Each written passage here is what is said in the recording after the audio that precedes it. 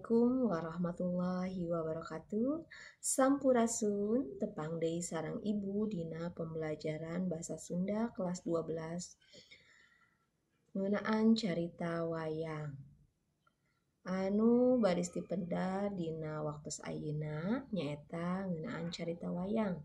Namun sateu acana langkung tebih urang bahas heula ngeunaan tujuan pangajaran carita wayang.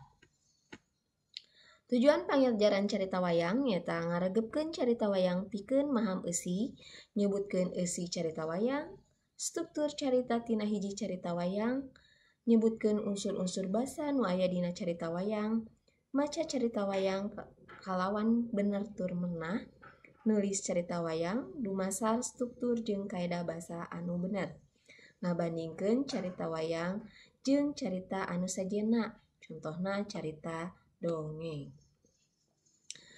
Kumaha? Tos siap diajarna? Nah, urang bahas wae ngeunaan wayang sacara etimologi. Secara etimologi asalna tina kecap bayang, upami dina basa Sunda mah disebatna kalangkang. Nyata wangun adeuk pangadeukna jalema boh lahirna boh batinna. Wayang oge upami ditinggal tina wangun fisikna nyaeta jelemaan atawa boneka tina kulit atawa tina kai. Wayang ditinggal tina wangun pagelaranana nyaeta seni pagelaran anu khas. Naon khasna nyaeta senina nu lengkep. Aya seni sora, aya seni sastra, aya seni rupa, musik, jeung seni nu sanesna. Urang tinggal tina babon carita wayang. Naon ari babon teh? Babon mangrupa sumber. Sumber carita wayang teh nyaeta aya dua, tina kitab Mahabharata sareng kitab Ramayana. Asalna ti mana wayang teh? Nyaeta ti India.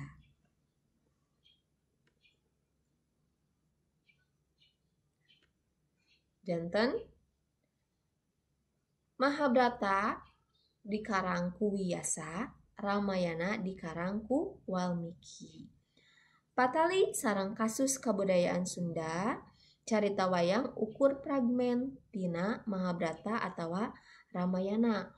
Upami lalakonna wayang tegal Kurusetra ukur nyaritakeun perangna antara Pandawa jeung Kurawa di Kurusetra. Wayang oge dimodifikasi tina carita aslina. Dipintonkeun minangka media hiburan dina pintonan wayang golek, wayang kulit, atanapi wayang orang.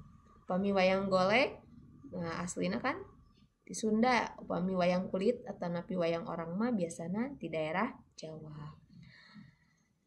Oge dina wayang oge carita wayang kaseurepan ku unsur Islam. Nyata ayana sumebarna atanapi ayana pagelaran wayang teh nyata aya unsur Islam, tauhid atanapi pepeling kanggo urang. Lajengkeun urang mika nyaho carita jeung istilah babagian pagelaran wayang. Carita wayang teh nyaeta carita anu sok dilakonkeun dina pagelaran wayang. Ari nu jadi babon sumber carita wayang teh nyaeta carita Mahabharata jeung Ramayana. Eta dua carita teh leuwih ti 2000 taun, berarti tos lami pisan nya. Carita Mahabharata teh dianggit atawa dikarang ku Wiyasa, panjangna 200.000 jajar atawa 100.000 sloka. Dina Mahabharata palaku utama anu nyekel keadilan teh nyaeta Palaputra Pandawa, sedangkeun pihak musuhna nyaeta Palaputra Kurawa. Anapun carita Ramayana teh dianggit ku Walmiki, panjangna 48.000 jajar atawa 24.000 sloka. Dina carita Ramayana mah palaku utamana teh Batara Rama, sedangkeun musuhna nyaeta Prabu Rahwana atawa Dasamuka. Tah, urang tinggal ayeuna. Urang tinggal di dieu aya bebedaan carita wayang di urang jeung aslina di India. Upami tinggal tina carita asli di India mah teu aya punakawan. Carita wayang di urang mah aya punakawan, nyata aya tokoh tambahan atanapi tokoh pembantu. Aya saha wae, aya Semar, aya Cepot, aya Dawala. Nah, dina lalakon wayang Semar teh kacaritakeun sakti, leuwih sakti batandurunganana. Aya oge tokoh di dieu Dorna. Dorna kacaritakeun jadi guru Pandawa jeung Kurawa anu boga sifat wijaksana. Upami dina carita wayang urang mah Dorna teh nyaeta sifatna teh julid, licik jeung pikasebeleun. Aya oge tokoh Gatot Kaca. Upami dina carita aslina Gatot Kaca teh lain tokoh penting tapi ukur diceritakeun rek maotna. Tah, upami dina carita urang wayang urang mah tokoh Gatot Kaca teh penting. Malah aya carita wayang nu ngalakonkeun Gatot Kaca siga dina carita Jabang Tutuka, Pergiwa, Pergiwati jeung Brajamusti. Sri Kandi dina carita aslina lain awewe. Upami dina wayang urang mah Sri Kandi teh awewe. Drupadi teh poliandri nyata jadi pamajikan Pandawa 5, Yudhistira, Bima, Arjuna, Nakula jeung Sadewa. Tah upami dina carita urang mah Drupadi teh ukur jadi pamajikan. Urang ayeuna lajengkeun kana silsilah Mahabharata. Paturunanna sapertos kumaha? Abiasa ngagaduhan 2 istri nyaeta Ambalika sareng Ambika. Tina istri Ambalika abiasa ngagaduhan putra Pandu Dewanata. Tina Ambika mah ngagaduhan putra Destarata. Destarata nikah sareng Gandari. Ngalahirkeun sagunuk daging anu tuluy buyar jadi 100 orok. Nu kahiji ngaranna Duryudana, nu kadua Dursusana. Pandu Dewanata oge ngagaduhan 2 putra nyaeta Kuntri sareng Madrim. Kunti ngagaduhan 3 putra nyaeta Yudhistira, Bima, Arjuna. Madrim putrana nyaeta Nakula sareng Sadewa. Ieu disebatna keluarga Pandawa. Ari Pandawa teh nyaeta tina Pandu Dewanata.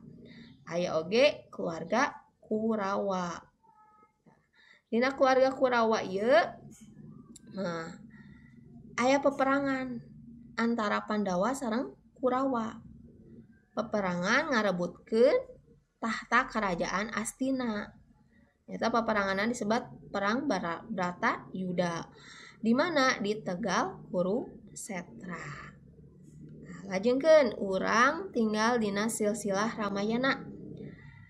Dina Ramayana teh aya kerajaan Ayodhya sareng Alengka. Ayodhya dipimpin ku Rama, Alengka ku Rahwana. Di dieu sami aya peperangan, di dieu peperanganana ngarebutkeun Dewi Sinta. Ari Dewi Sinta teh saha? Nyaeta istrina Rama. Rahwana alias Dasamuka teh bogoheun ka Sinta. Menawi Sinta diculik ku Rahwana. Tah Rama ngajemput atanapi milarian Sinta. Disebutna perangna perang di Alengka. Nah, saha nu unggul? Rama di ieu ku pasukan Wanara. Nah, nyata nu unggul teh nyata Rama. Jadi intina dina carita Mahabharata mah nyaeta ngeunaan peperangan ngarebutkeun kerajaan Astina. Upami dina Ramayana mah nyaeta ngarebutkeun Dewi Sinta. Panginten mung sakitu anu dipikahatur.